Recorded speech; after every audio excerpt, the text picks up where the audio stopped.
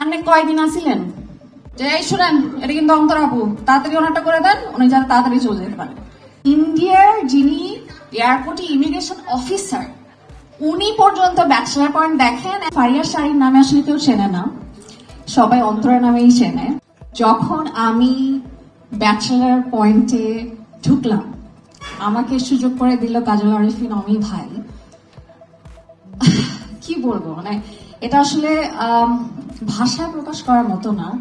মানে এত এত বড় একটা সুযোগ আমার লাইফে আসবে আমি কখনো চিন্তা করিনি। অ্যান্ড এটা যে কিভাবে আমার লাইফ চেঞ্জ করেছে ব্যাচেলার পয়েন্ট, এটা আসলে বলে বোঝানো যাবে না। যেখানেই যাই, রাস্তা ঘাটে, দেশের বাইরে, যেখানেই যাই, সবারই শুধু একটাই কথা, আপু ব্যাচেলার পয়েন্ট সিজন 5 কবে আসবে? যে অন্তরা আপু আপনার সাথে শুভ ভাইকে কবে দেখবো? আপনি আবার কবে শিমুলের সাথে শয়তানি করবেন? শিমুল ভাই কি আবার হাত কাটবে আপনার জন্য? মানে কথাগুলো এমন ভাবে আমাদেরকে জিজ্ঞাসা করা হয় অ্যাজ ইফ আমরা তাদের পাশের বাসার কেউ, আমরা তাদের খুব আপন কেউ।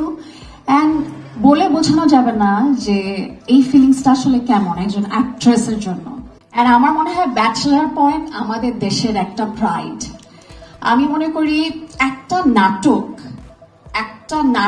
একটা সিরিজ কিভাবে এত জনপ্রিয়তা পায় এবং এতগুলা সিজনে আসা কিন্তু চারটেখানি কথা না। মানুষ একটা দুইটা সিজন দেখার পর কিন্তু বোর হয়ে যায়।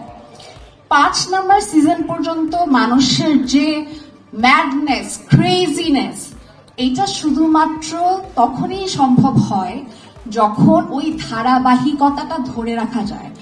আসল নামটাই ভুলে যায়। আমাকে এখন ফারিয়া শাড়ির নামে আসলে কেউ চেনে না, সবাই অন্তরা নামেই চেনে, যেটার ফুল ক্রেডিট গোস টু আমি ভাই। যে এই শুনেন এটা কিন্তু অন্তরা আপু তাড়াতাড়ি ওনারটা করে দেন, উনি যারা তাড়াতাড়ি চলে যেতে পারেন। ওই চিন্তা করেন মানুষের ভালোবাসা কোন লেভেলে না গেলে সে কিন্তু তার কিন্তু চাকরির সমস্যা হতে পারতো, বা হয়েছে কিনা আমি জানি না, বাট কতটুক রিস্ক সে নিয়ে, কতটুকু ভালোবাসে সে আমাকে, আমার ক্যারেক্টারটাকে, সেই রিস্কটা নিয়ে আমাকে ভিআইপি কিনতে দাঁড় করায়। আমাকে 5 মিনিটের মধ্যে আমার সব কাজ রেডি হয়ে গেল এবং আমি আর বের হয়ে গেলাম। ইন্ডিয়া গিয়েছিলাম, তো ইমিগ্রেশনে আমরা যেদিন ব্যাক করছি, ইমিগ্রেশনে যিনি অফিসার তিনি আমাকে বলছেন আপনি কয়দিন আসিলেন? আমি বলছি হোয়াট জি, আপনি হেতি না?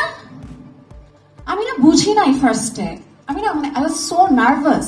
আমি আম্মুকে জিজ্ঞেসলাম কি বলকি, তোমাকে জিজ্ঞাসা করতেছে, বুঝছে, চিনছে যে তুমি অন্তরা। কি? সরি সরি সরি আমি বুঝি নাই। আইসি 10 দিন হয়েছে। মানে আপনারা জাস্ট চিন্তা করেন, ইন্ডিয়ার যিনি এয়ারপোর্টে ইমিগ্রেশন অফিসার উনি পর্যন্ত ব্যাচেলার পয়েন্ট দেখেন and he recognise me as Antara. মানে I was really shocked and surprise যে এত মানুষ ব্যাচেলার পয়েন্ট দেখে।